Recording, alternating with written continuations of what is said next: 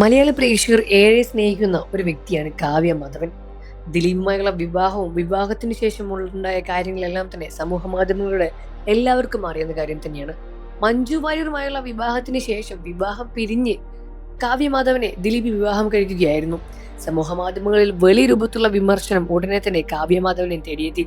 എന്നാൽ ഇപ്പോൾ ഇതാ കാവ്യ മാധവന്റെ ആരോഗ്യാവസ്ഥയെപ്പറ്റി സമൂഹ മാധ്യമങ്ങളിൽ പ്രചരിക്കുന്ന ഒരു വാർത്തയെ പറ്റിയാണ് നമ്മുടെ വീഡിയോ ചർച്ച ചെയ്യുന്നത്. സമൂഹ മാധ്യമങ്ങളിൽ കാവ്യ മാധവന്റെ ആരോഗ്യസ്ഥിതി മോശമായി വരുന്നു എന്നും കാവ്യ മാധവനെ കാണുമ്പോൾ ഇപ്പോൾ പ്രായം തോന്നിക്കുന്നു എന്നെല്ലാം തന്നെ കമന്റുകളുമായി ഒരുപാട് പേർ രംഗത്ത് വരുന്നുണ്ട്. എന്നാൽ ഇതെല്ലാം തന്നെ വ്യാജ വാർത്തകൾ തന്നെയാണ്. കാവ്യ മാധവൻ ഹേറ്റേഴ്സ്, അതായത് മഞ്ജു വാര്യരുടെ ആരാധകരാണ് ഇത് ചെയ്യുന്നത് എന്നാണ് ഒരു ഭൂരിഭാഗം ആളുകളും പറയുന്നത്. എന്നാൽ ഇത്തരത്തിലുള്ള വാർത്തകൾ വരുമ്പോൾ നമ്മൾ ആദ്യമായി ചിന്തിക്കേണ്ടത് ഇതെല്ലാം തന്നെ യാഥാർത്ഥ്യമായ കാര്യമാണോ എന്ന് ഇതിന്റെ സോഴ്സ് നോക്കിയിട്ട് വേണം. യൂട്യൂബിൽ വരുന്ന വീഡിയോകളെല്ലാം തന്നെ ഉടനടി വിശ്വസിക്കാൻ നിൽക്കരുത്. അതുപോലെ തന്നെയാണ് നമ്മൾ മനസ്സിലാക്കേണ്ട മറ്റൊരു കാര്യം കൂടി.